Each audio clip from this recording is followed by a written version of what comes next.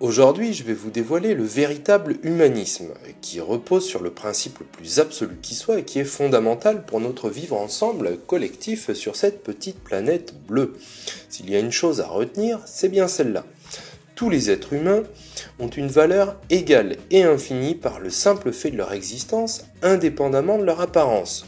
Je parle du simple fait d'exister en tant qu'être humain, avec un corps, un instinct, un affect, une mémoire, une raison et un libre arbitre, que ceux-ci fonctionnent ou dysfonctionnent, et indépendamment de toutes les formes particulières que revêt notre existence, origine, couleur, taille, âge, handicap, opinion, gène, sexe, croyance ou toute autre distinction fondée sur quelques critères que ce soit. Donc, vous avez une valeur, vous qui me regardez, infinie, sachez-le. Les conséquences morales de ce principe. La valeur de l'être humain confère à chacun des droits et des obligations envers les autres et envers la nature. Et je développerai plus tard. Ne tirez pas plus de conséquences pour l'instant, il faudra voir aussi la liberté pour voir comment s'emboîtent les différentes pièces du puzzle. Ce principe d'égalité de valeur, c'est l'égalitarisme pur. Il ne souffre aucune exception et sa portée est universelle. Et je précise que toute injustice commence lorsqu'il est porté atteinte à ce principe. Démonstration par l'absurde. Si l'on admet que la valeur des êtres humains n'est pas infinie, que les hommes ont donc chacun une valeur différente, leur valeur est alors par définition quantifiable et l'homme est donc marchandisable à souhait, les esclaves ayant par exemple et en conséquence une vie sans valeur est paradoxalement un prix. Dans cette hypothèse, il existe forcément des critères de distinction entre les hommes. En fonction de quels critères va-t-on attribuer leurs valeurs respectives aux hommes ? L'origine, la race, la religion, les opinions, le marché, la richesse, l'intelligence, les gènes. Comment déterminer le bon critère ? Et qui va attribuer cette valeur ? Quel homme va déterminer la valeur des hommes ? Voilà les questions absurdes en suivant auxquelles il faut répondre si on conteste ce principe. La vie d'un être humain, de n'importe quel être humain, vaut bien plus que tous les cailloux en or de cette petite planète. Elle ne s'achète pas, elle ne se vend pas, elle est hors commerce. La vie est hors commerce.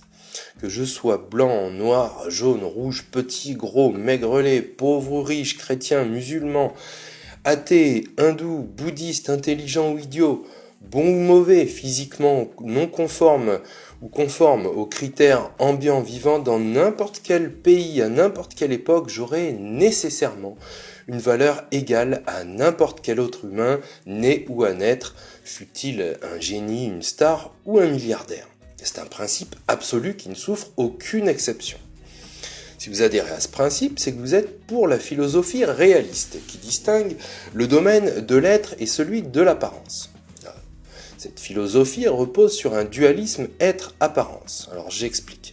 Le domaine de l'être, c'est le domaine de l'existence. Exister comme être humain, et le domaine de l'apparence, c'est celui des formes que revêt l'existence. Par exemple, un grand brin paraplégique. Le domaine de l'être est absolu, immuable, et le domaine de l'apparence, lui, c'est le domaine du relatif, des différences de changement selon les lieux et les époques. Le domaine de l'être, c'est le domaine des idées philosophiques, le domaine de l'apparence, c'est le domaine des faits et des actes, là où les injustices se produisent, là où tout est relatif. Mais c'est aussi le domaine du droit. Dans son principe, dans son essence, le droit repose sur un constat. L'injustice crée l'inégalité, une rupture d'équilibre, une rupture d'égalité. Et on passe de l'injustice au droit pour compenser, rétribuer l'injustice et rupture d'égalité. Le droit est égalité réparatrice. C'est sa nature. Mais le droit appartient au domaine de l'apparence. Pourquoi ? Parce qu'il ne peut en aucun cas être mis en œuvre autrement que par le biais de concepts. C'est la connaissance juridique. Le droit ne peut prendre en compte les formes que revêt l'être, dès lors, l'être humain ne sera perçu par le droit que comme un contribuable, un salarié, un consommateur, un époux, un délinquant, etc. Ces concepts sont autant de boîtes dans lesquelles classer et ranger les individus pour pouvoir leur appliquer la règle de droit concernée. Pour être juste, il doit nécessairement procéder d'une idée philosophique, le droit. c'est la connaissance du juste. Il faut donc que le droit, qui ne peut que se manifester dans le domaine des apparences, puise nécessairement ses fondements dans le domaine de l'être, c'est-à-dire de la philosophie. Le domaine de l'être est dès lors comme la boussole du droit qui lui indique la route à suivre. Et force est de constater que le droit qui ne s'appuie pas sur la philosophie de l'être peut être injuste. C'est une manipulation sophistiquée du droit. La Déclaration des droits de l'homme et du citoyen de 1789, fille des Lumières, affirme que l'oubli, le mépris ou l'ignorance des droits de l'homme sont la seule cause des malheurs publics et de la corruption des gouvernements. Super, depuis quand l'oubli, l'ignorance ou le mépris du médicament est la cause de la maladie ? Eh bien, cette déclaration supprime le domaine de l'être et le principe d'égalité de valeur des hommes. Les hommes n'ont officiellement pas une valeur égale en fait, d'après cette déclaration, ou du moins elle oublie, ignore ou méprise la valeur égale des êtres humains, et on tombe dans le nihilisme relativiste. En même temps, quand on voit un triangle pervers symbolisant les élites savantes en haut et les moutons ignorants, la populace en bas, on sait à quoi s'attendre. Cette déclaration substitue au total la morale par le droit. Un droit dit naturel à l'homme, certes, et inventé en l'espèce par quelques hommes. Un droit naturel, quand on y réfléchit, c'est un oxymore. Pour reprendre Stendhal, le rouge et le noir, il n'y a point de droit naturel. Ce mot n'est qu'une antique niaiserie. Avant la loi, il n'y a de naturel que la force du lion. Eh bien, cette déclaration, c'est la loi du plus fort qu'on a déguisée. Désormais, le droit fonde le droit. L'égalité en droit fonde l'égalité en droit. On a supprimé la boussole de l'être, de l'absolu, de la connaissance du juste, ou plutôt, la boussole du droit devient le droit lui-même. La connaissance juridique fonde la connaissance juridique. C'est le serpent qui se mord la queue. En même temps, c'est marqué dessus. C'est un faux humanisme, l'ouroboros, sorte d'autofécondation perpétuelle, un juridisme qui marche en circuit fermé en prenant toutefois l'apparence du juste. Mais l'apparence de l'égalité ou de la liberté, comme on va voir, ce n'est pas la vraie égalité, ce n'est pas la vraie liberté. J'exclus de mon propos les applications du principe d'égalité qui ne violent pas le principe d'égalité de valeur des êtres humains, comme notamment l'article 6 qui énonce que tous les citoyens sont également admissibles à toutes les dignités, places et emplois publics selon leurs capacités et sans autre distinction que celle de leur vertu et de leur talent. Ça ne viole concrètement pas, cet article, le principe d'égalité de valeur. Le domaine du droit qui fonde le droit, là on pose un seul domaine, le droit. Puisque le droit fonde le droit, on n'est plus dans un dualisme, vous avez compris, mais dans un monisme de pensée. Ce monisme, c'est un bloc monolithique qui produit une pensée binaire bien tranchée. L'égalité des droits, c'est la finalité, c'est le bien, et les atteintes à l'égalité des droits, c'est le mal. Conclusion, il faut l'égalité parfaite. On admet toutefois dans cette déclaration des droits de l'homme et du citoyen des entorses, histoire de prendre en compte la réalité. L'article 1er nous dit ainsi « Les hommes naissent et demeurent libres et égaux en droit. Les distinctions sociales ne peuvent être fondées que sur l'utilité commune. » Ce critère devient nécessairement l'intérêt de la majorité au détriment de la minorité. Le critère utilitariste est précisé par le pouvoir politique et ça ouvre la porte à toute distinction au sein de l'humanité, ce qui est d'autant plus pervers qu'on a supprimé la boussole de l'être, du juste, de la morale.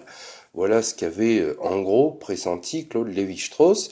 J'ai le sentiment que toutes les tragédies que nous avons vécues, d'abord le colonialisme, puis le fascisme, enfin les camps d'extermination, cela s'inscrit non en opposition ou en contradiction avec le prétendu humanisme sous la forme où nous le vivons, nous le pratiquons depuis plusieurs siècles, me dirais-je, presque dans son prolongement naturel, dit-il timidement. Alors, les abominations que le monde a connues sont la suite logique de la philosophie des Lumières, obscurantiste, franc-maçonne. Comprenez, on a exclu toute morale, et l'ersatz à la morale, les droits de l'homme, qui ne sont pas la morale, mais seulement une apparence de morale, permettent que, au travers de leurs failles idéologiques, toutes les inhumanités s'engouffrent comme avec le critère utilitariste. Pour bien faire les choses, qu'est-ce qu'on aurait dû faire? On aurait dû la fonder, cette déclaration des droits de l'homme et du citoyen, si on voulait la purifier, sur la justice exprimée par le principe d'égalité de valeur qui impose la dignité pour tous, sans considération des apparences, sans considération de minorité ou de majorité, sans dès lors considération d'utilité publique. Si on voulait faire les choses bien, eh bien on dirait que la reconnaissance des droits à tous les citoyens ne doit jamais porter atteinte au principe d'égalité de valeur des êtres humains. Elle doit toujours aller dans le sens de la préservation de la dignité de tous. Car le principe d'égalité de valeur des êtres humains induit que tout homme a droit de satisfaire ses besoins fondamentaux et le devoir de ne pas en empêcher les autres, et le droit d'user de la nature et le devoir de ne pas en abuser. Mais non, personne n'a compris ça de cette manière.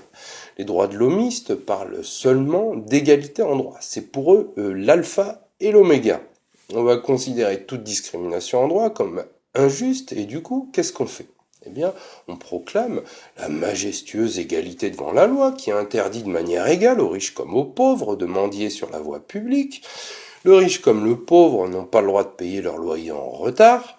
Le riche comme le pauvre n'ont pas le droit de chercher nourriture dans les poubelles des magasins pour survivre. Le riche comme le pauvre n'ont pas le droit de troubler l'ordre public lorsqu'ils manifestent pour avoir de quoi vivre jusqu'à la fin du mois. Le riche comme le pauvre ont simplement le droit de se faire nasser et de s'en prendre plein la gueule sans réagir. Et inversement, la majestueuse égalité devant la loi autorise le riche comme le pauvre à avoir un avocat commis d'office ou à se payer les meilleurs avocats pour se défendre. Le riche comme le pauvre ont droit en toute égalité d'avoir le même taux de TVA appliqué pour acheter leur nourriture, leur machine à laver, leur lit, leur table, leurs chaises, leurs chaussures, leur caviar, leur Rolex, leur yacht, leur voiture de luxe. Le riche comme le pauvre ont droit en toute égalité de payer une taxe sur le carburant de leur voiture et de ne pas payer de taxe sur le carburant de leur avion quand ils vont à Bora Bora en vacances. Le riche comme le pauvre ont le droit de ne pas payer l'impôt sur leur fortune en capital ou sur leurs œuvres d'art. Le riche comme le pauvre ont le droit aux déductions fiscales avantageuses grâce aux dons. Alors ça nous fait, vous avez bien compris, une belle jambe d'avoir autant de droits les uns que les autres. La vérité, c'est que cette égalité en droit verrouille les inégalités en fait, et plus encore, elle les proclame. Je ne dis pas que l'égalité de droit est forcément inévitablement néfaste, loin de là, c'est la nuance. Je pense que une nuance dans un monde manichéen, c'est dur à faire passer. La défaite de la pensée, précisément, c'est ça.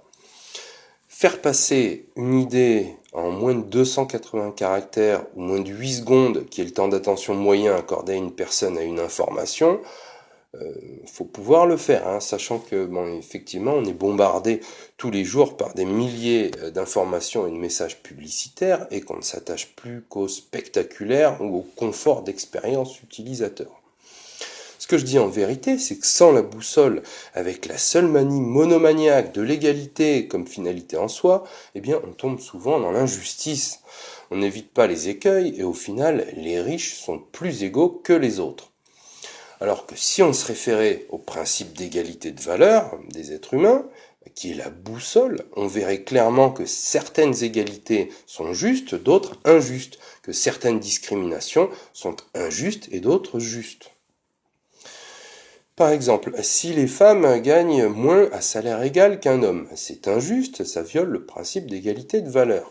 Mais si au nom de l'égalité aveugle homme-femme, on dit qu'il y a une discrimination homme-femme sur le travail de nuit, on va égaliser par principe, on va niveler aveuglément.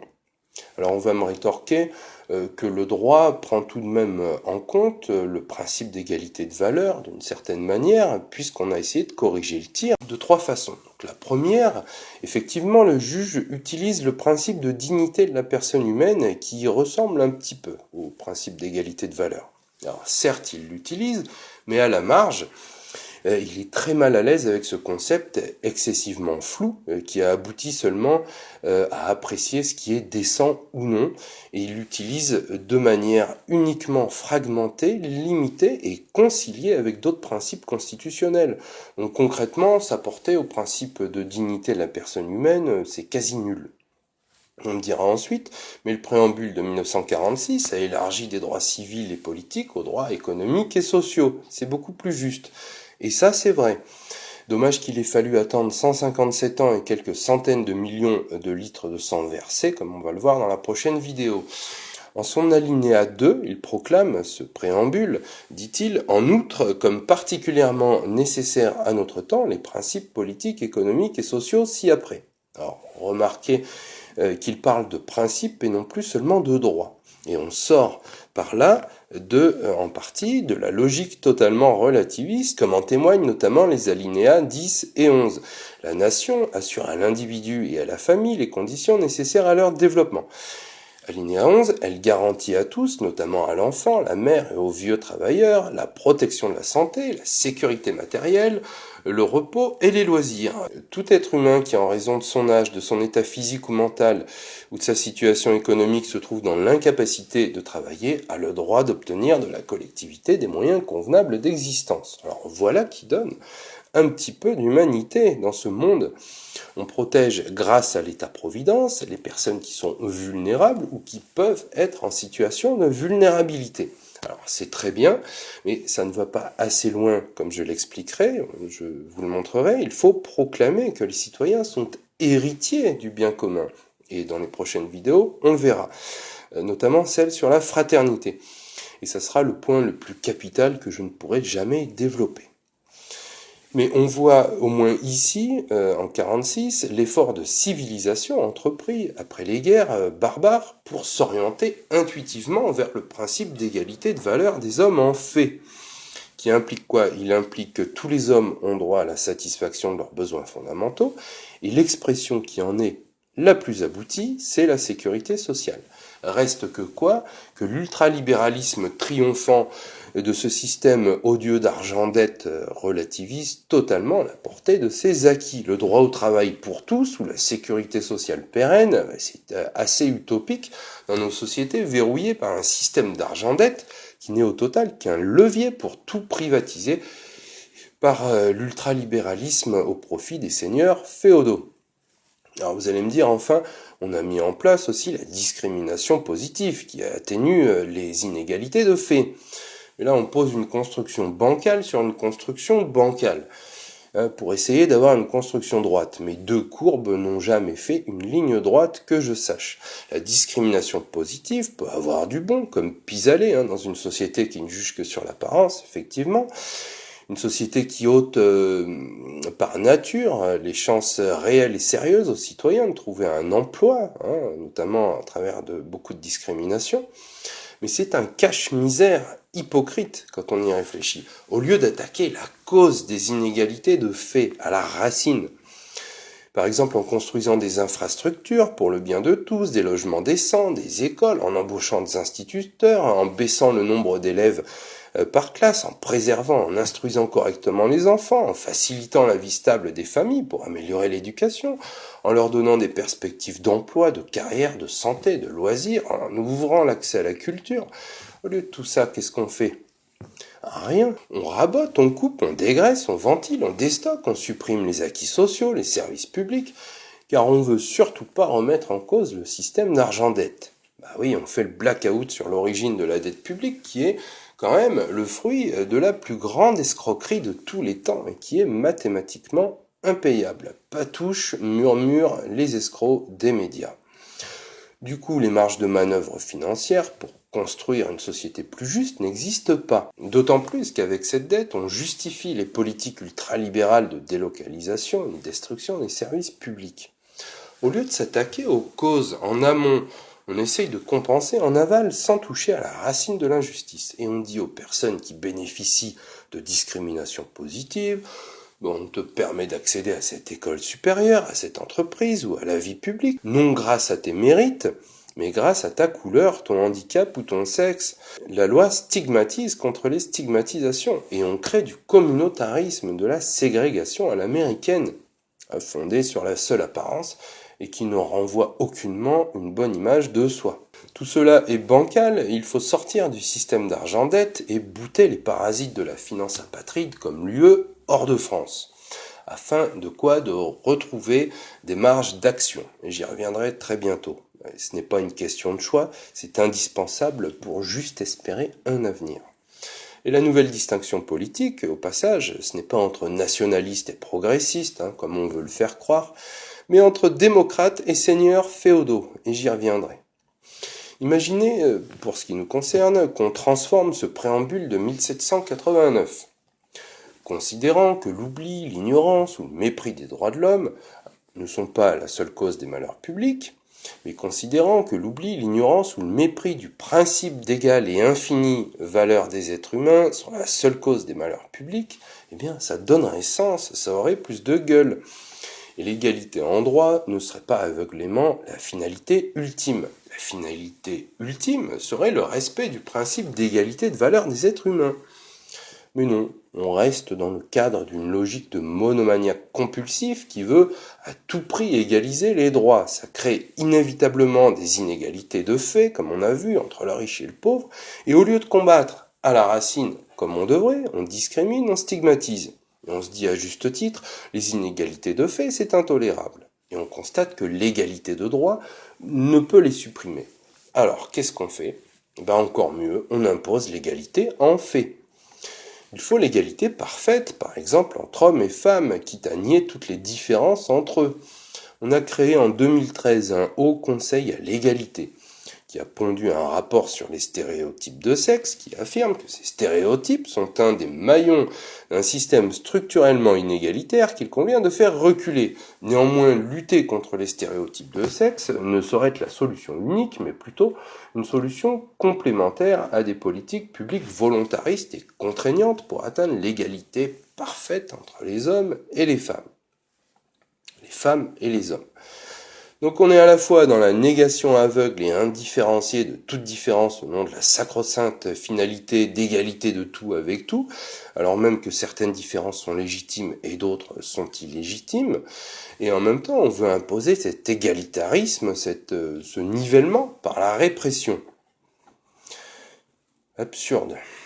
Autre exemple, dans son rapport sur le sexisme, ce Haut Conseil recommande de diffuser des outils de mesure du sexisme dans notre quotidien pour mesurer la répartition du temps de parole dans une réunion ou le partage des tâches au sein du couple. Vous mesurez, c'est le cas de le dire, la débilité du propos, le fond ne compte plus, seule la forme compte.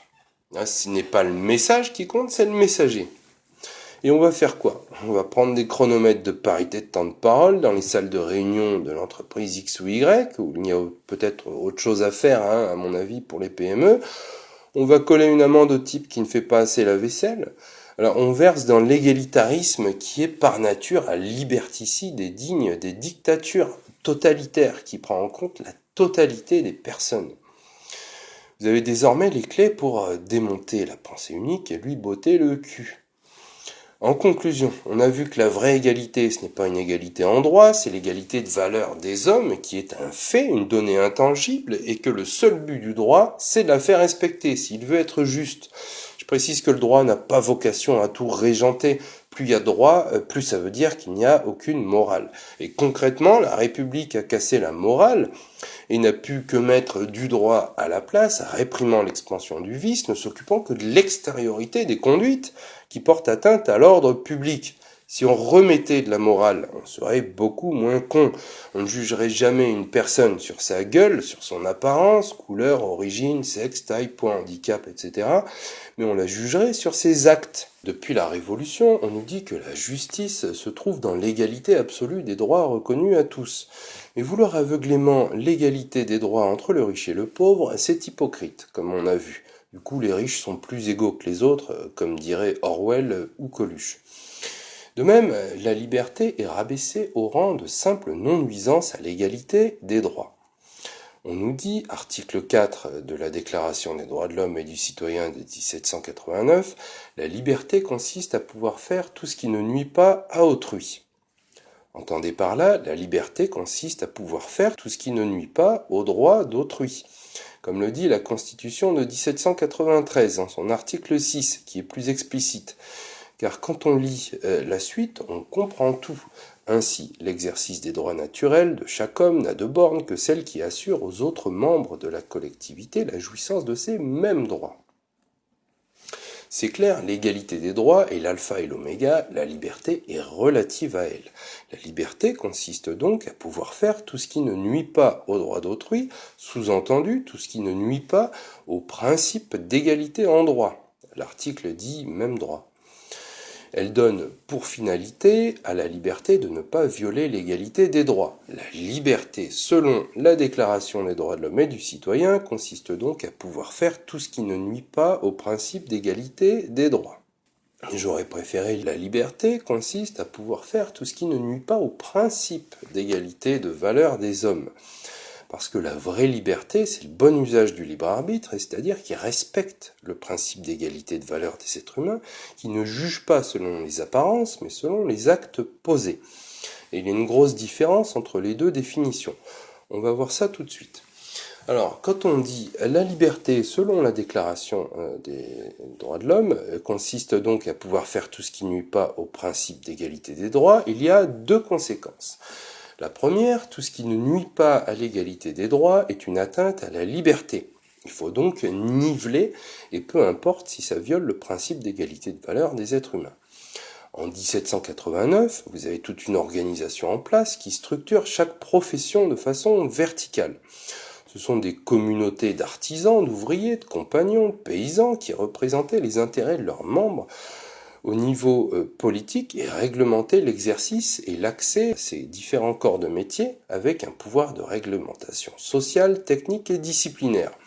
Il y avait des règles diverses qui formaient une sorte de code du travail de l'époque. Les révolutionnaires, au nom de la liberté conçue comme faire tout ce qui ne nuit pas à l'égalité en droit, ont donc supprimé toutes ces règles.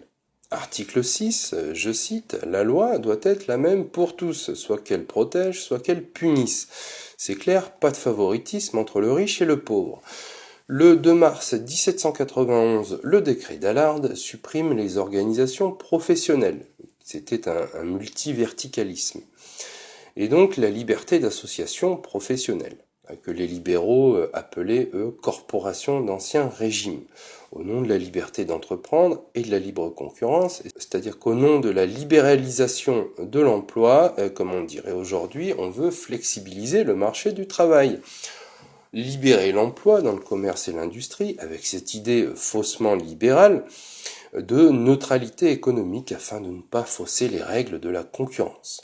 À compter du 1er avril prochain, il sera libre à toute personne de faire tel négoce ou d'exercer telle profession, art ou métier qu'elle trouvera bon, écrit le baron Pierre d'Allard, rapporteur du décret. La loi Le Chapelier, 14 juin 1791, du nom de son auteur, Isaac Le Chapelier, représentant feuillant du milieu des affaires, interdit le rétablissement des organisations professionnelles. Elle interdit le droit de grève et met en place des sanctions pénales. Je cite, les attroupements ouvriers qui auraient pour but de gêner la liberté que la Constitution accorde au travail de l'industrie seront regardés comme attroupements séditieux, avec prison ferme et amende à la clé. Toute ressemblance avec des faits actuels est purement fortuite. Ce mouvement vers une économie libérée manifeste la volonté étatique de supprimer tout corps intermédiaire et donc vise à abolir toutes les protections, enfin les entraves juridiques et économiques, comme ils disent, qui contrarient le marché national. Que nous pond aujourd'hui le méprisant de l'arrêt public, eh bien la même chose. La seule différence, c'est que le marché n'est plus seulement national, il est mondialisé. Donc révolution, acte 2. Le Chapelier affirmait également « Il doit sans doute être permis à tous les citoyens de s'assembler, mais il ne doit pas être permis aux citoyens de certaines professions de s'assembler pour leurs prétendus intérêts communs. » Il n'y a plus de corporation dans l'État. Il n'y a plus que l'intérêt particulier de chaque individu et l'intérêt général. Ce décret et cette loi ont donc pénalisé, comme par anticipation et de fait, les grèves et la constitution des futurs syndicats et des futures mutuelles qui finiront par émerger après des bains de sang. Là est la perversité. On rejette l'idée une égalité de valeur des hommes en fait et on proclame leur égalité en droit en supprimant toute réglementation. On a déréglementé. Ça s'appelle comment? Ça s'appelle de l'ultralibéralisme. Et je renvoie à la vidéo sur l'UE, un empire ultralibéral, pour en saisir tous les aspects. Je rappelle simplement une comparaison. Imaginons que le marché du commerce et de l'industrie de l'époque soit un poulailler. Les poules, les pauvres artisans, commerçants, ouvriers, paysans, et le renard, les riches. D'où la question, que va-t-il se passer dans le poulailler si les poules ne sont pas protégées et si le renard n'est pas contrôlé? La liberté garantie pour tous dans le poulailler exige qu'on protège les poules et qu'on contrôle le renard. C'est le libéralisme. La liberté garantie pour tous par une stricte égalité en droit dans le poulailler, donc sans protéger les poules et sans contrôler le renard, c'est l'ultralibéralisme. Ainsi, ceux qui veulent enlever la protection des poules et ne pas contrôler le renard, ce ne sont pas des libéraux, mais des ultralibéraux, des ultra-hypocrites, anti-libéraux. Les révolutionnaires étaient donc anti-libéraux, car ultra-libéraux, et on a les mêmes aujourd'hui, version 2.0. Deuxième aspect, tout ce qui nuit à l'égalité de valeur des êtres humains, du coup, on s'en fout. Les riches possèdent beaucoup de propriétés, les pauvres rien, ils n'ont pas de quoi satisfaire leurs besoins fondamentaux, sauf à se mettre en concurrence pour vendre leur force de travail pour un salaire de misère. Peu importe, c'est pas gênant pour les révolutionnaires hypocrites qui veulent seulement l'égalité en droit. Et c'est exactement pareil aujourd'hui, puisqu'au nom du remboursement d'une dette publique et illégitime, impayable par nature, on détruit, on gomme peu à peu tous les acquis sociaux formidables d'après-guerre. Alors vous voyez, je vais prendre un exemple, vous avez la première fortune de France, Bernard Arnault, patron de LVMH. 77 milliards d'euros, avril 2019. L'équivalent, si vous voulez, de 350 000 logements en France au prix moyen de 220 000 euros le logement. Et en même temps, vous aviez en 2012 143 000 SDF, clochards en vrai langage. Chiffre sous-estimé selon Louis Gallois, président de la Fédération des acteurs de la solidarité, qui demandait en février 2018 une nouvelle enquête pour avoir des chiffres actualisés. Alors, combien de clochards en France? 200 000, 300 000, qui sait? En tout cas, ils ont, eux tous réunis, 0 logement, pas plus. Et le non-clochard, lui, a l'équivalent de 350 000 logements. Et il aime faire, selon les révélations des Paradise Papers, de l'optimisation fiscale. Il a fait appel à au moins 8 cabinets de conseil différents pour localiser ses actifs dans 6 paradis fiscaux différents, histoire de payer moins d'impôts. Donc de ce côté, les grandes fortunes aiment la discrétion. Et de l'autre, quand ils font des dons, ils font sonner les trompettes. Et ils aiment qu'on tombe à genoux devant les millions offerts si généreusement. Bref. Alors, d'après notre droit révolutionnaire, la liberté consiste à pouvoir faire tout ce qui ne nuit pas au principe d'égalité en droit. Bernard Arnault, lui, ne nuit pas au principe d'égalité en droit, du moment qu'il respecte la loi, quitte à optimiser les failles. Comprenez, depuis la Révolution, on voit dans le droit de propriété la liberté de jouir de ses biens de la manière la plus absolue qui soit, sans considération pour les autres membres de la société qui ne peuvent satisfaire leurs besoins fondamentaux, mais qui ont le droit d'aller se faire foutre. Article 17 de la Déclaration des droits de l'homme et du citoyen de 1789, la propriété étant un droit inviolable et sacré, nul ne peut en être privé. Article 16 de la Constitution de 1793, le droit de propriété est celui qui appartient à tout citoyen de jouir et de disposer à son gré de ses biens, de ses revenus, du fruit de son travail et de son industrie. Par conséquent, le droit de l'homme à la propriété privée, c'est le droit de jouir de sa fortune et d'en disposer à son gré, sans se soucier d'autrui, indépendamment de la société. C'est le droit à l'intérêt personnel.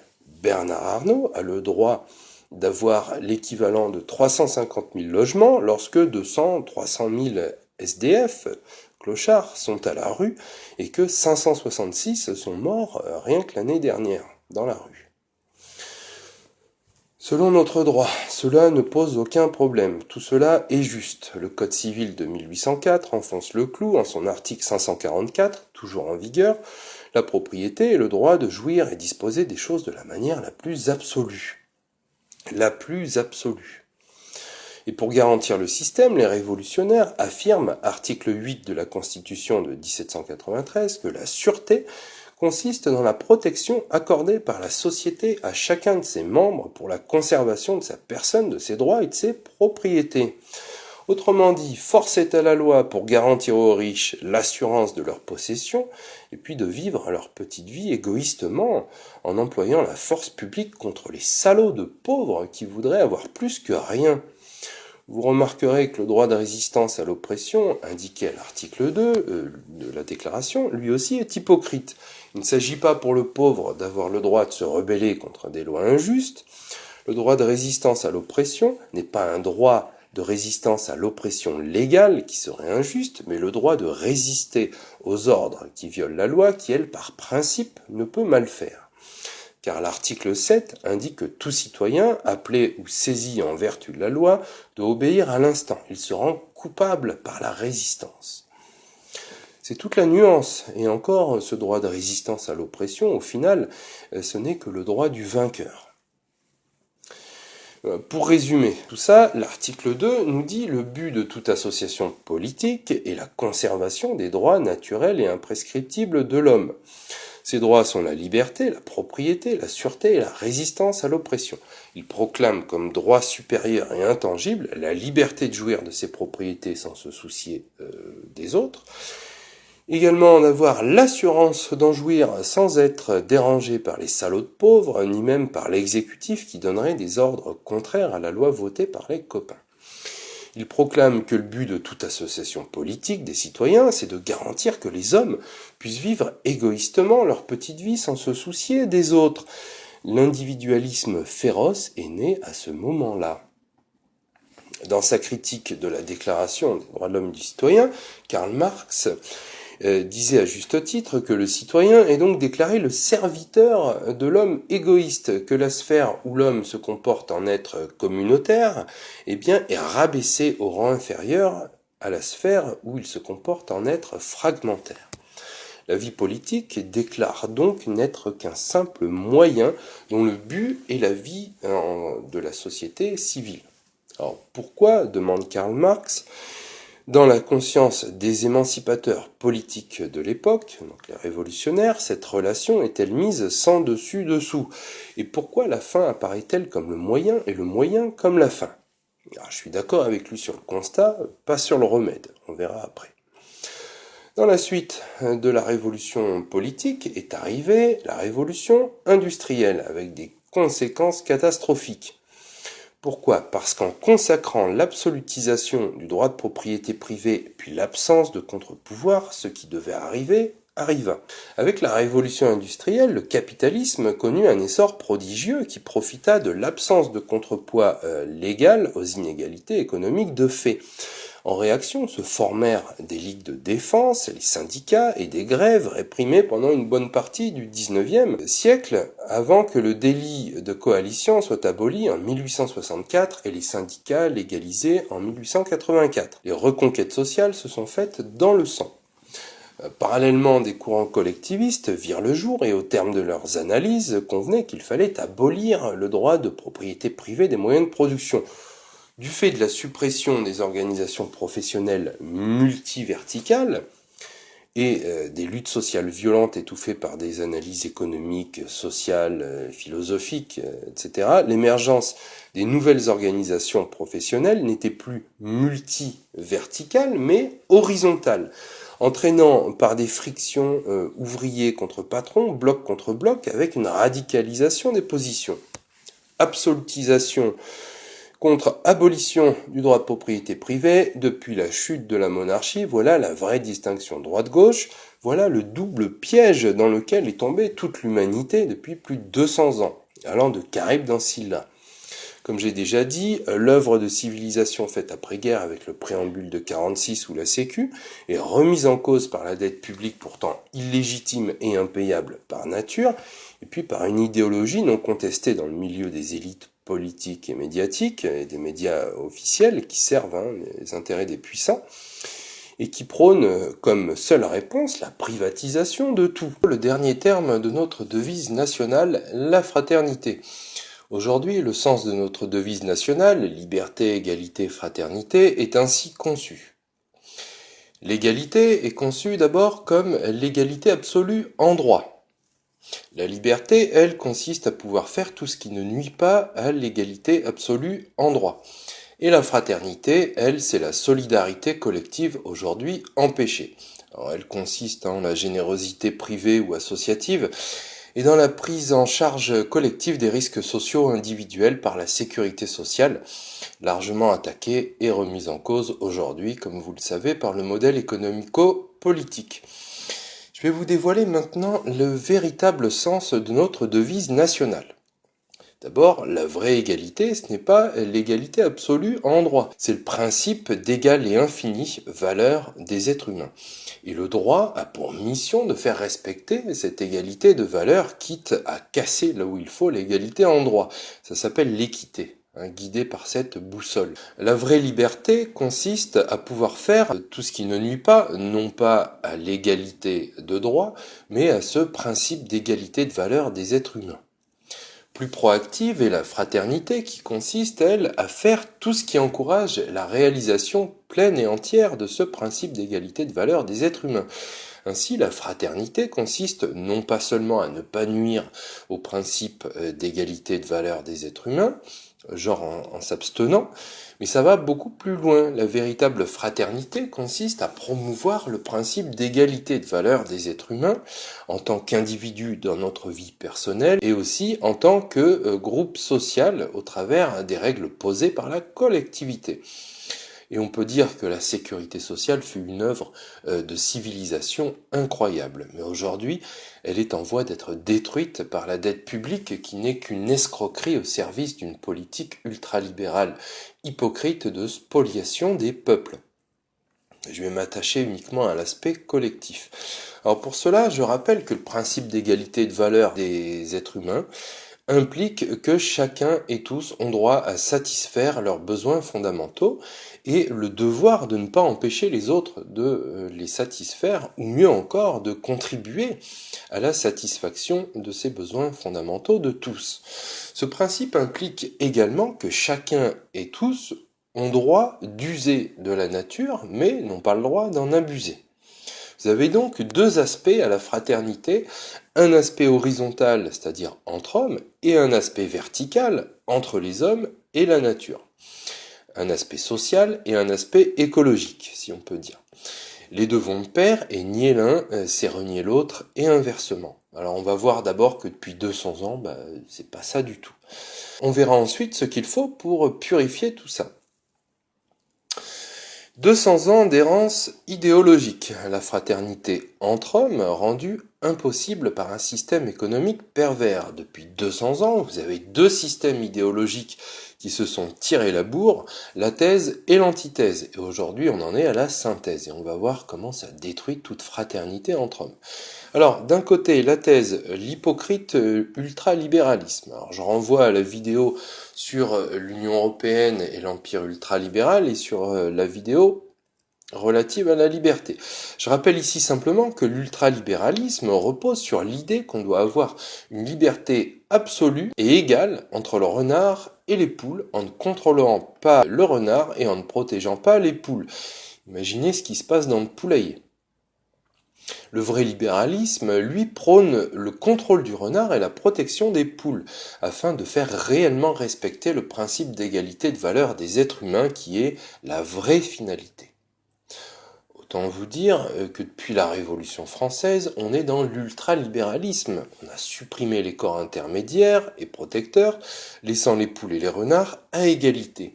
Et avec la Révolution industrielle, les poules se sont faites manger.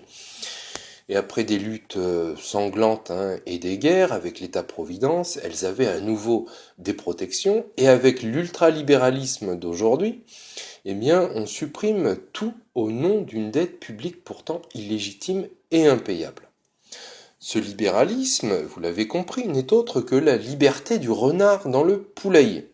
Pourquoi l'ultralibéralisme est-il une grande arnaque? Pour une raison toute simple. La liberté poussée à son paroxysme mène au libertarisme qui annihile toute égalité entre les hommes. Il n'est en fait pas la liberté, mais le libre arbitre. Il est profondément anti-juridique puisqu'il perpétue la loi du plus fort. Ce libertarisme hypocrite est fier de brandir la majestueuse égalité des lois et qui interdit aux riches comme aux pauvres de coucher sous les ponts, de mendier dans la rue ou de voler du pain, pour paraphraser Anatole France.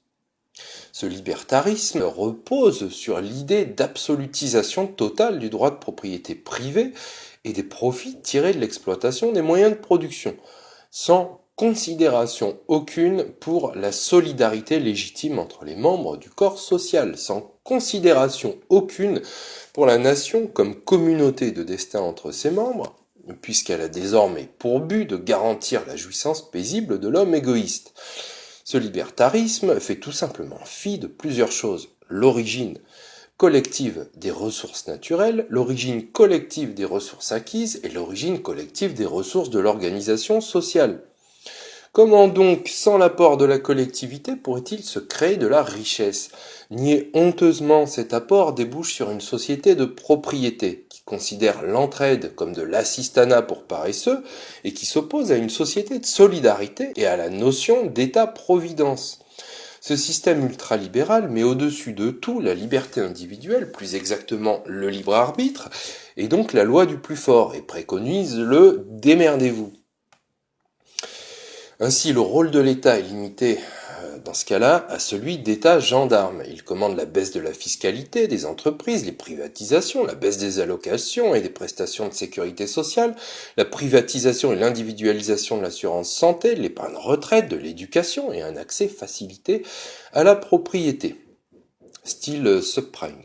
Je rejette fermement, et toute personne sensée doit la rejeter également, cette idéologie ultralibérale hypocrite qui est un mirage de liberté, détruisant toute idée de droit sur l'État, droit créance, c'est-à-dire issu de la solidarité nationale, c'est-à-dire les acquis sociaux, droit à avoir, à percevoir, à recevoir. Je rappelle qu'il appartient à l'État de garantir la véritable liberté qui est indissociable de la protection des plus faibles. Le libéralisme à l'occidental est synonyme d'esclavage pour la grande majorité des hommes, qu'ils soient citoyens des pays du Sud ou relégués dans les couches défavorisées des pays du Nord. Citation d'Albert Jacquard. À l'opposé, vous avez l'antithèse, donc l'utopiste conception communiste face au capitalisme triomphant des 1%. Et cet égalitarisme n'est autre que l'égalité des oiseaux en cage, préservés des prédateurs mais non pas de celui qui les y aura mis.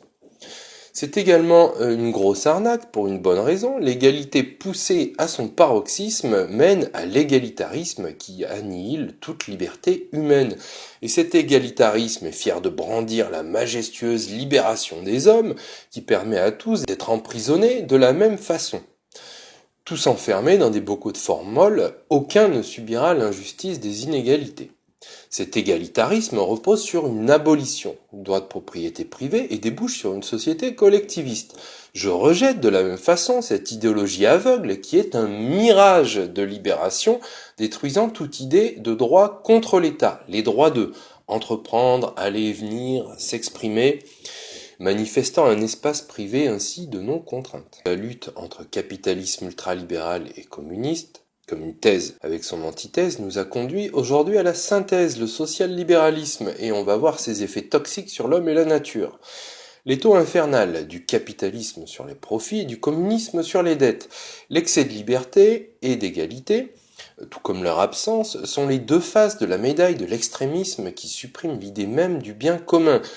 Le libertarisme, ultralibéralisme si vous préférez, en refusant la protection effective et donc la dignité de tous, et spécialement des plus faibles économiquement et socialement, et l'égalitarisme en supprimant la protection effective de tous contre les empiétements du pouvoir. Et dans notre société actuelle, par un tour de force exceptionnel, le pouvoir politique arrive à combiner les deux par un social-libéralisme tel que pratiqué.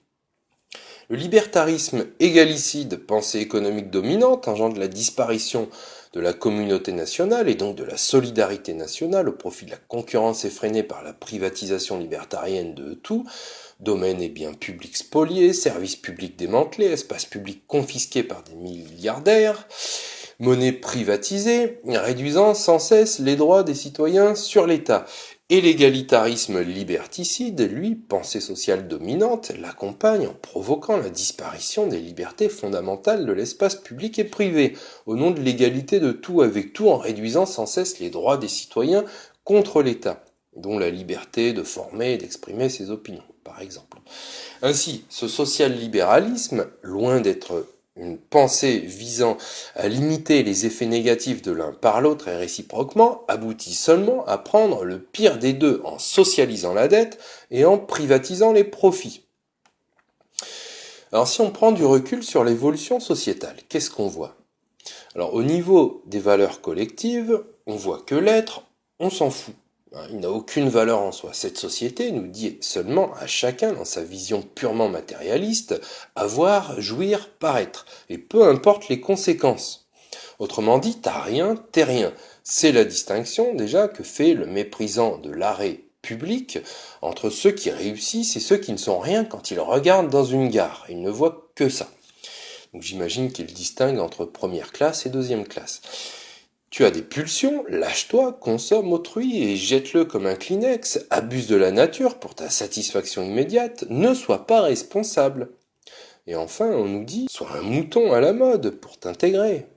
Voilà les aspirations sociétales les plus profondes dans cette société de superficialité gloutonne. Au niveau des réalisations collectives, on assiste à quoi? À la déstabilisation des pays et des populations par les intérêts prédateurs des puissances financières, bataille de toute nature pour le contrôle des ressources naturelles, technologiques et sociales, favorisant les catastrophes climatiques, météorologiques, humanitaires.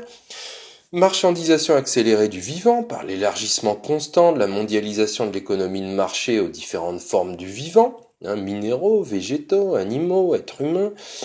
Confiscation des ressources mondiales par une minorité qui profite du système d'économie de marché mondialisé et qui laisse une majorité d'êtres humains survivre plutôt que vivre. Le 0,0000003% a plus de richesse que la moitié de l'humanité, selon le Global Wealth Report du Credit Suisse Research Institute. 82% de la richesse créée l'an dernier dans le monde a terminé entre les mains des 1% les plus riches de la population de la planète, selon une étude du 22 janvier de l'ONG Oxfam. 8,74 millions de nouveaux millionnaires depuis 2007 et actuellement, c'est une cadence infernale. Un nouveau milliardaire en dollars tous les 2 jours et il y en a plus de 2000 dans le monde. Et en France, plus de 259 000 millionnaires depuis 2 ans.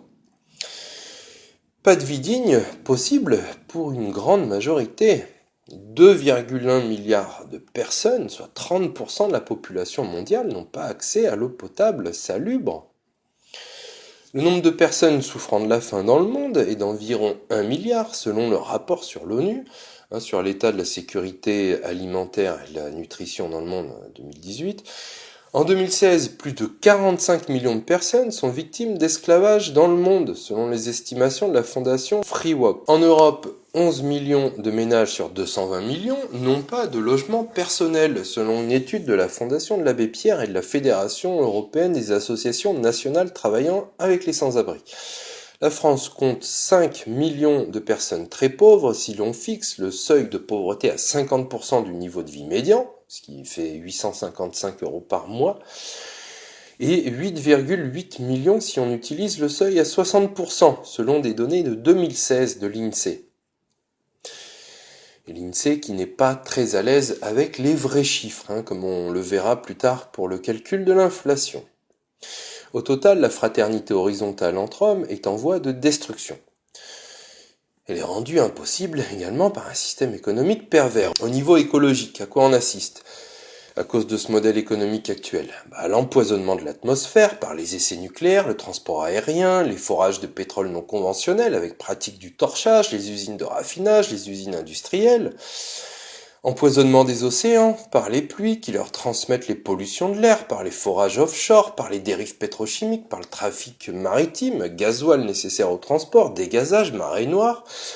Les océans sont pourtant les premiers pourvoyeurs d'oxygène grâce aux microalgues. Destruction des fonds marins, barrières de corail, biodiversité, écosystèmes par le chalutage en eau profonde, les forages offshore, les pollutions pétrochimiques, les essais nucléaires, les câbles du World Wide Web. Si on enlevait l'eau des océans, on verrait quoi? Plus d'1 million de kilomètres de câbles à fibre optique dans les fonds marins, puisque 99,8% du trafic Internet continental et l'essentiel des transactions financières mondiales transitent via ces câbles. On les détruit, les fonds marins, aussi par le dragage de sable marin pour construire nos tours de Babel. L'ironie, c'est que le sable du désert est impropre à la construction. Donc après avoir épuisé les ressources terrestres en granulats alluvionnaires, et face au désordre engendré par la surexploitation dans les rivières, on s'est attaqué aux fonds marins.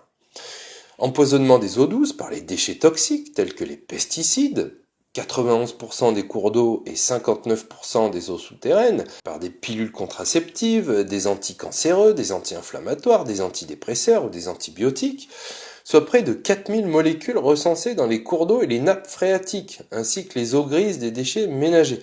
Source les pesticides dans les cours d'eau français en 2013, Commissariat général au développement durable. Empoisonnement des sols et des sous-sols par les exploitations minières et pétrolières, notamment par la fracturation hydraulique avec les détergents, pour extraire le gaz de schiste, le trafic automobile avec le plomb, l'agriculture intensive et chimique nocive avec ses épandages toxiques, ses pesticides et herbicides aux effets dévastateurs auxquels seuls résistent les plantes d'OGM, ou encore l'empoisonnement des sols par l'utilisation des biocarburants, par l'expansion des hectares de cultures utiles pour l'huile et l'alcool, qui oblige à détruire les forêts, destruction du poumon vert, la déforestation massive. Chaque année, 13 millions d'hectares de forêts dans le monde partent en fumée, soit l'équivalent de 4 fois la Belgique. Et dans 10 ans, les forêts tropicales seront amputées de l'équivalent en superficie de 2 fois la France métropolitaine, à la vitesse de 120 000 km par an, engendrant l'érosion des sols, les pauvretés des sols agricoles qui sont afférents, la sécheresse en diminuant également la capacité d'absorption globale du carbone. Massacre des écosystèmes, des espèces, de la biodiversité, 16 000 espèces menacées, donc alors là tout y passe, oiseaux, mammifères, poissons, reptiles, amphibiens, conifères, insectes pollinisateurs. En 42 ans, c'est simple, 58% des animaux sauvages ont disparu. Également par la surpêche, l'exploitation forestière et minière, par le braconnage, la contamination de l'air, de l'eau et des sols, par la segmentation des territoires. Disparition également des terres agricoles en France. Nous bétonnons nos terres agricoles pour y construire des grandes surfaces, 740 zones commerciales disséminées sur le territoire métropolitain, plus de 2000 hypermarchés du mondialisme construits sur 8 millions d'hectares de terres anciennement agricoles, et c'était les meilleurs. Nous aurions pu faire des circuits courts, mais non, nous créons des supermarchés contenant des marchandises importées du monde entier au moyen de cargos pollueurs d'océans remplis de produits dont la fabrication aura nécessité de vastes destructions d'écosystèmes ailleurs dans le monde en exploitant les hommes, les femmes, les enfants, des travailleurs pauvres qui n'ont aucune protection sociale et n'ont pas le choix pour le plus grand profit de qui? Des multinationales qui se taillent la part du lion. Et après, on nous dit quoi? Il faut lutter contre le réchauffement climatique. Comme je l'ai dit dans ma première vidéo, si on n'est pas hypocrite, on s'attaque à la cause, le système capitaliste ultralibéral d'exploitation des hommes et de surexploitation de la nature. Il existe, et j'y reviendrai, des énergies alternatives propres gratuites. Mais elles sont empêchées par les gardiens hypocrites du système qui préfèrent encore faire de nouveaux profits avec leurs solutions écologiques payantes et faussement écologiques. Donc l'avenir, rassurez-vous, on n'en a pas. L'homme est totalement irresponsable, il agit en maître et possesseur de la nature, en dominateur, en apprenti sorcier, soucieux seulement de profit, d'efficacité productiviste et consumériste, complètement indifférent à la coopération et à la fécondité qui sont seules durables car porteuses d'avenir. Je vais vous faire découvrir la véritable fraternité qui est horizontale et verticale. Et il est urgent de comprendre que cette véritable fraternité ne peut que reposer sur l'idée que nous sommes tous universellement égaux en valeur et donc cohéritiers de notre mère nourricière, la Terre, et de ses multiples et abondantes richesses, appelant à quoi? Au partage et au respect de notre héritage. Et cette universalité, pour se réaliser pleinement, ne peut que passer par le filtre national.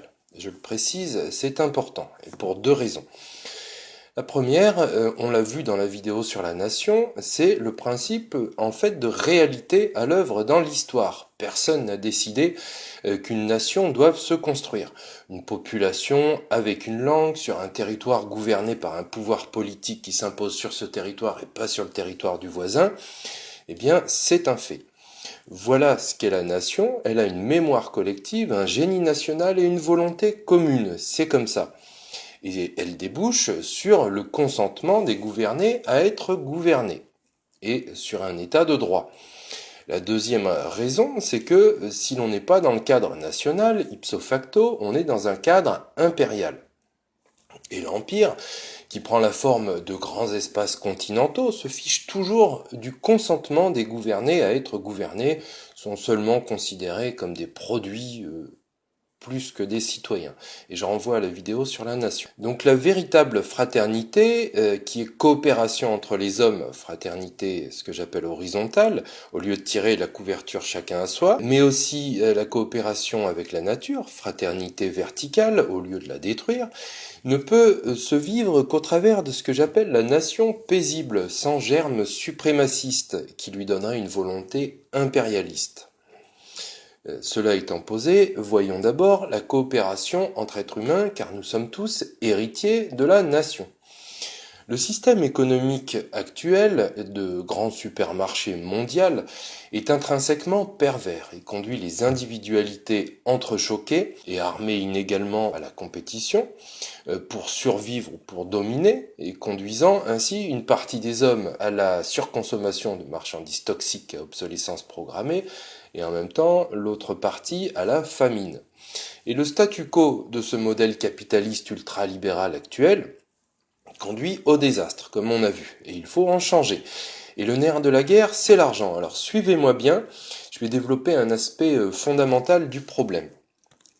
Puisque l'argent, qui n'est pas la vraie richesse, mais le titre d'accès à la production de biens et services, qui elle est la vraie richesse, c'est-à-dire capable de satisfaire concrètement les besoins des êtres humains, si vous voulez, on ne mâche pas des billets pour satisfaire ses besoins. Puisque donc l'argent n'est pas la vraie richesse, puisque l'argent est la contrepartie pour la grande majorité des citoyens de leur participation à la production, et puisque la production d'un bien nécessite, grâce au progrès technique, toujours moins d'heures de travail, toujours plus efficiente, puisque la libéralisation des mouvements de capitaux prônés par les instances ultralibérales mondialistes encourage les délocalisations, puisque la part salariale dans la production est appelée, grâce à l'essor et à la banalisation de la robotique, à toujours diminuer, eh bien, la part salariale dans la production va s'effondrer, laissant miséreux des dizaines de millions de salariés et leurs familles que l'État n'aidera plus, puisque les caisses, dans cette logique de l'État, seront toujours plus vides. Les cotisations patronales et salariales sont assises sur la production. Cette vision ultralibérale obscurantiste, de pirate libertiste, manœuvrant sous faux pavillon libéral, oublie que nous sommes tous égaux. Et c'est fondamental. Tous égaux, tous membres à part égale de notre communauté nationale dont nous sommes tous coactionnaires. Et ce pour 3 raisons fondamentales. Aucune richesse ne peut être créée sans l'apport des ressources naturelles communes à la collectivité, comme l'eau, l'air, la terre, la forêt, les poissons. Aucune richesse ne peut être créée sans les ressources acquises par les générations passées, comme le savoir scientifique et le savoir-faire acquis, tels les progrès techniques. Aucune richesse ne peut être créée sans les ressources de l'organisation sociale. Je parle de quoi? Je parle d'un pouvoir politique organisant le domaine et les biens publics, une monnaie au cours légal et forcé, des services publics et une population éduquée, instruite et obéissante aux lois qui garantissent les libertés, notamment d'entreprendre et de propriété privée. Nous avons donc légitimement tous droit, en tant que citoyens d'une communauté nationale, à notre part de dividendes sur la richesse nationale qui ne peut être créée sans les ressources de la collectivité. Pourquoi? Pour satisfaire nos besoins vitaux et pouvoir ainsi exercer notre droit de vivre dignement, tous et chacun, en pleine fraternité. Et c'est un droit légitime et tout à fait réalisable. Comme le disait Louis Évin, puisque les machines augmentent les biens au lieu de les diminuer, la production mécanique ne devrait qu'augmenter l'abondance dans les foyers, même si le travail personnel de l'homme dans la production diminue. Et cela devrait se faire sans heurts, sans bouleversement. C'est possible à la condition qu'on dissocie, au degré voulu, le droit à la production de la contribution personnelle à la production. Et ce droit d'héritier de la richesse nationale s'appelle le dividende universel. Il fait partie d'une doctrine économique créée il y a 100 ans appelée le crédit social. Quelle est cette doctrine ? Ces propositions monétaires ont été formulées par le major Douglas, ingénieur écossais, initiateur de cette doctrine en 1918. Elles sont propres à corriger le système monétaire sans heurts, sans bouleverser les méthodes de production, sans supprimer la poursuite du profit qui stimule la production, sans la moindre atteinte à la liberté personnelle, sans prendre aux uns pour donner aux autres, et sans ingérence indue de l'État dans les activités économiques. On peut ainsi résumer les propositions monétaires du crédit social. La première, le contrôle national de la monnaie. Alors il faut une monnaie libre pour avoir un peuple libre. Ça commence par là. Et c'est comme ça depuis plusieurs millénaires partout dans le monde. C'est un constat. Toutes les monnaies plurinationales de l'histoire ne sont au total que des monnaies impérialistes. Et les empires s'écroulent et toujours avec eux leur monnaie de singe. Les nations, elles, comme je l'ai déjà dit dans la vidéo sur la nation, sont destinées à perdurer, car elles ne sont pas des constructions artificielles. Deuxième élément, un compte de crédit national reflétant en tout temps la véritable richesse du pays. Alors si on n'a pas les chiffres corrects, on n'arrivera à rien et c'est logique. Troisième élément, une émission de toute monnaie nouvelle nécessaire du côté de la consommation de deux manières, se complétant l'une par l'autre. D'abord par un dividende national, universel, pourrait-on dire, à chaque citoyen, reconnaissant ainsi le droit à chacun de percevoir les fruits de leur héritage commun. Et ensuite, par un ajustement pour équilibrer définitivement le pouvoir d'achat global avec la production offerte, évitant toute inflation comme déflation. Alors je vais m'attarder sur le dividende universel. Le dividende universel, c'est le droit des coactionnaires à percevoir les fruits de la plus-value collective. Le dividende universel n'est pas, comme je l'ai dit, de l'argent pris aux uns pour donner aux autres. Le dividende universel, c'est de l'argent nouveau qui est créé et distribué entre tous les citoyens à part égale. D'où vient cet argent ? Eh bien, de nulle part. Il est créé. Pourquoi est-il créé ? Parce que l'argent, comme j'ai déjà dit, n'est pas la richesse. On ne se nourrit pas de pièces ou de billets. Parce que l'argent n'a que pour fonction de rendre les échanges plus faciles, par ses fonctions d'unité de compte, de réserve ou de change. Parce que lorsque la richesse réelle augmente, c'est-à-dire lorsque la nation a créé plus de biens et services, si la quantité d'argent en circulation n'augmente pas, eh bien les échanges seront rendus difficiles, voire impossibles pour une grande majorité. Il faut augmenter la masse monétaire selon ce qui est nécessaire, ni plus ni moins, et cette création monétaire doit être partagée entre tous les citoyens à part égale. Voilà ce qu'impose la justice. Alors, je vais vous donner un exemple simplifié et adapté pour la circonstance d'une allégorie de Louis XX, 10 naufragés sur une île déserte. Alors, ces 10 naufragés se retrouvent sur une île déserte, au bout de quelques temps, le troc ne suffit plus. Donc ils conviennent de mettre en place en circulation, en tenant des livres de compte, 1000 unités, 1000 euros, 1000 unités, 100 pour chacun. Ils peuvent ainsi faciliter les échanges, acheter des carottes, vendre des pantalons. Et plus le temps passe, plus ils auront produit de biens variés et plus le nombre total des habitants de l'île augmentera. Alors que se passera-t-il s'ils étaient alors non pas 10 mais 100 personnes avec on pourrait dire un PIB multiplié par 10 ? Mais que se passerait-il si justement la masse monétaire était toujours de 1000 unités ? Il ne pourrait avoir que 10 unités chacun. Et encore, certains auraient beaucoup plus et d'autres à rien du tout. Dans mon exemple, pour plus de simplicité, je ne parle pas de l'argent dette. Ce qui aurait dû être fait, il aurait fallu injecter 10 fois plus, c'est logique, d'unités monétaires pour faire correspondre la richesse réelle multipliée par 10 avec la masse monétaire en circulation. Autrement dit, 10 fois plus que 1000. Il aurait fallu augmenter la masse monétaire de 9000, puisqu'on avait 1000, on doit avoir 10 000. Donc 9000 en plus. Autrement dit, ces 9000 auraient été distribués à part égale entre chacun. Ainsi, les 100 personnes auraient chacune 90 unités supplémentaires, ce qui s'appelle le dividende universel, et qui permet à minima que tous vivent dignement. Ce système décourage à la source les concentrations indécentes de richesses qui naissent justement grâce au système d'argent-dette avec l'usure, et permet de faire respecter la dignité de tous et de chacun. Alors, à quel titre, me direz-vous, ces personnes auraient-elles reçu cet argent supplémentaire? L'aide sociale? Non, puisque l'aide sociale repose sur les impôts prélevés sur la participation à la production, ce n'est pas l'aide sociale.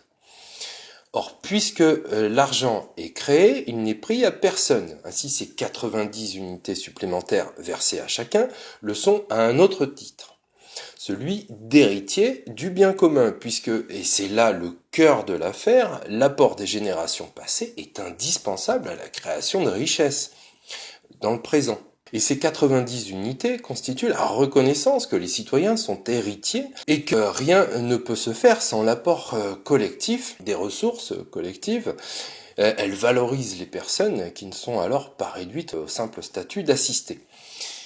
Les arguments fallacieux qui vous diraient oui mais on fabrique alors des paresseux, c'est un argument complètement bidon, à l'indignation totalement sélective de la part d'actionnaires qui font travailler leur argent en sirotant leur cocktail sur un transat. Enfin, je développerai une autre fois. Vous avez compris, au total, ni communisme qui est intrinsèquement pervers, ni capitalisme pour les 1% de la population qui est une aberration sans nom et une spoliation indigne et qui n'est au final qu'un retour à la féodalité. Ce qui est juste et bon, c'est un capitalisme citoyen fraternel, c'est-à-dire souverain, humain et écologique pour 100% de la population.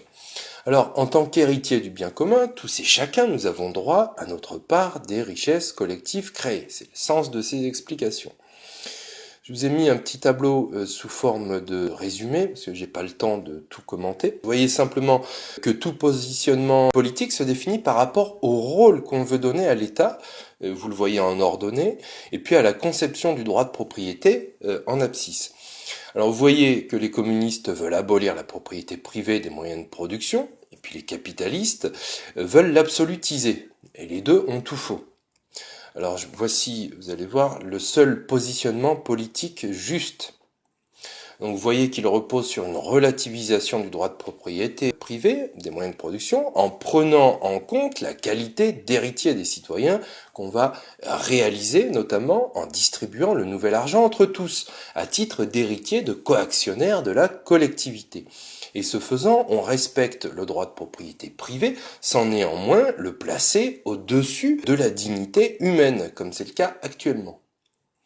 En complément du dividende universel, il faut un mécanisme régulateur des prix, c'est l'escompte compensé. Alors le courant économique du crédit social propose cette technique pour combattre automatiquement l'inflation. Prix ajusté, escompte compensé, enfin il a différents noms, et qui ferait partie du mode d'émission d'argent pour établir le pouvoir d'achat global au niveau de la production globale offerte. Et je renvoie au livre de Louis Évin, Sous le signe de l'abondance, une conception nouvelle de l'économie, le crédit social. Ce complément est précisé dans le document de Louis Évin, syllabaire du crédit social. Je développerai une autre fois pour ne pas alourdir le propos. J'indique juste que le but, c'est le juste prix, et qu'on l'atteint de façon purement mathématique avec ce système. Et ça implique aussi qu'il faudra avoir les moyens de contrôle et déterminer collectivement les marges bénéficiaires qui sont justes. En complément du dividende universel, bien sûr, la redistribution de l'État. Il faut coupler ce système de dividende universel avec un système complémentaire de redistribution. Ce système complémentaire, comme celui d'après-guerre en France, repose sur l'idée qu'aucune richesse ne peut être créée également sans l'apport des ressources de la collectivité. Les prélèvements faits sur la production ne sont pas des charges, comme le dit la novlangue, mais des cotisations dues. Au nom de la solidarité fraternelle entre citoyens de la nation, il faut préserver le système de sécurité sociale. Le dividende universel et l'escompte compensé, je précise et j'en termine par là, ont failli être appliqués aux États-Unis avec le Bill Goldsboro. de 1932. Alors ce bill était intitulé « Loi pour rendre au Congrès son pouvoir constitutionnel d'émettre la monnaie et d'en régler la valeur, de fournir un revenu monétaire à la population des États-Unis avec le pouvoir d'achat fixe et équitable en dollars, suffisant en tout temps pour acheter les biens et services désirés selon la pleine capacité de la possibilité du commerce et de l'industrie des États-Unis ». Le système actuel, qui émet l'argent à travers l'initiative privée, pour le profit résultant en fréquentes et désastreuses inflations et déflations, doit cesser. Un peu long comme titre, mais quand on agite pas uniquement un slogan, forcément c'est un petit peu plus long.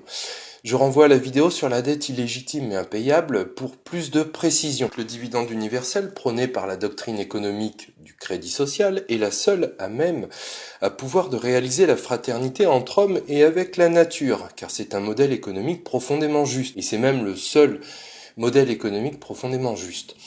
Mais pour le mettre en place, il faut lever notamment 2 obstacles importants. Le premier obstacle à la reconnaissance pleine et entière de la fraternité horizontale, c'est la souveraineté bancaire. Le pouvoir de création monétaire a été abandonné par nos élus très tristes aux mains des banques. Je renvoie à quelques vidéos que j'ai déjà faites.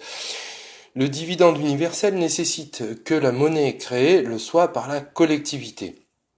Or, depuis les années 70, les États ont totalement abandonné ce pouvoir souverain constituant pourtant la première mission de l'État avant même la sécurité et la justice sociale. Cette trahison a créé la dette publique qui est illégitime et impayable par nature. Il faut donc reprendre notre pouvoir de création monétaire et réguler l'activité des banques, notamment en interdisant les réserves fractionnaires, en séparant les activités de dépôt et d'investissement, enfin pour de vrai, sous-entendu, contrairement à la loi du 26 juillet 2013. Il faut recréer ainsi une monnaie libre et tout cela n'est possible qu'en dégageant le parasite UE qui fixe l'ultralibéralisme, la dette et son fondement l'argent-dette dans le marbre des traités. Il faut également réguler les activités économiques. Alors, le capitalisme et le libéralisme sont 2 mécanismes complémentaires et nécessaires, mais qui, poussés au bout de leur logique, sont complètement contradictoires.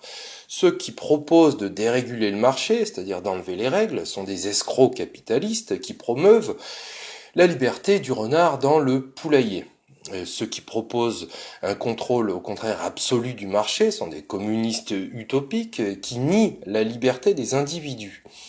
Le libéralisme comme le capitalisme ne peuvent notamment exister sans l'apport des ressources acquises, c'est-à-dire un système de droit de propriété établi par la loi, contrôlé par les tribunaux et garanti par la force, des routes pour que les biens circulent, un système de paiement, une monnaie, des personnes ayant reçu une éducation et une instruction.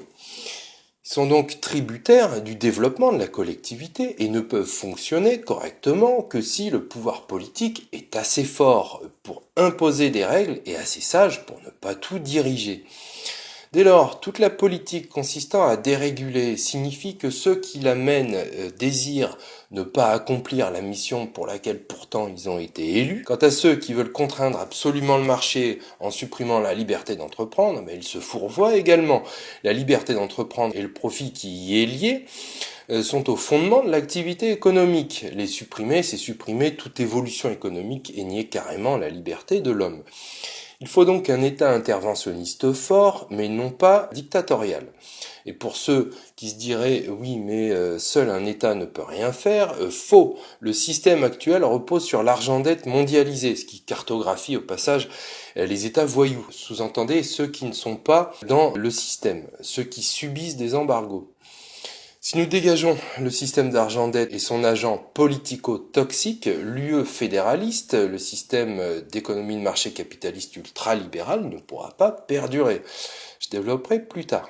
Ensuite, la doctrine du crédit social permet la coopération avec la nature. Comme le disait Éloi Leclerc, plus l'homme développe ses connaissances et ses moyens d'action, plus sa soif de puissance grandit et s'exalte. Alors cette soif a produit un humanisme sclérosé, androcentré, de supériorité de la race humaine sur toute la nature et le vivant, qui n'est pas un humanisme, mais un inhumanisme, premier pas vers les idéologies inégalitaristes. Car cet humanisme de la puissance, violant la pensée de Descartes, fait de l'homme le maître et le possesseur de la nature asservie.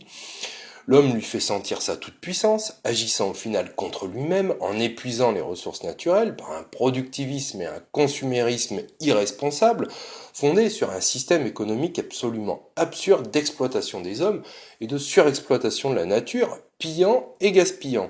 La volonté de puissance de l'homme humaniste qui use et abuse de la nature pour fabriquer et écouler sa marchandise à obsolescence programmée à des surconsommateurs fiévreux n'est qu'une vue du court terme, la vue de l'homme myope.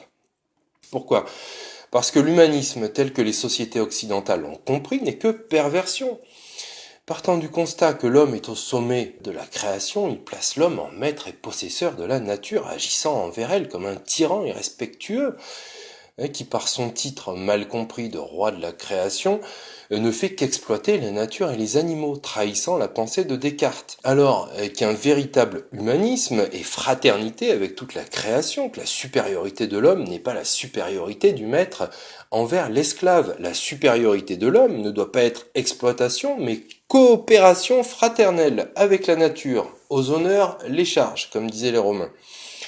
La nature est le meilleur modèle de prospérité sur Terre. Dès lors, la bio-inspiration, l'économie du savoir techno-écologique en open source devra être encouragée sans que le profit capitaliste immédiat soit sa seule perspective. Parce que le meilleur savoir, celui qui était là avant nous et qui sera là après nous les hommes, c'est le livre de la nature, devant lequel nous devrions rester humbles et dont nous devrions nous inspirer au lieu de la violenter infatigablement.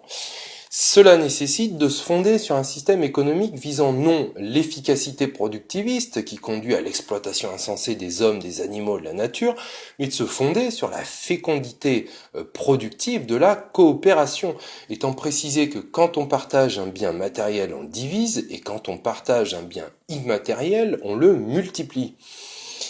Et ce système idéal, il n'y en a qu'un, c'est le crédit social, qui conduit à un capitalisme citoyen fraternel, tourné vers la fécondité pour tous et non pas l'efficacité au détriment de tous, et au profit de quelques-uns. Je préciserai que la France est le pays parfait pour impulser un nouveau projet, non pas seulement de société, mais de civilisation, et c'est pas comme si on avait le choix. Et on verra comment faire dans les prochaines vidéos. Je vous remercie de votre écoute, à bientôt.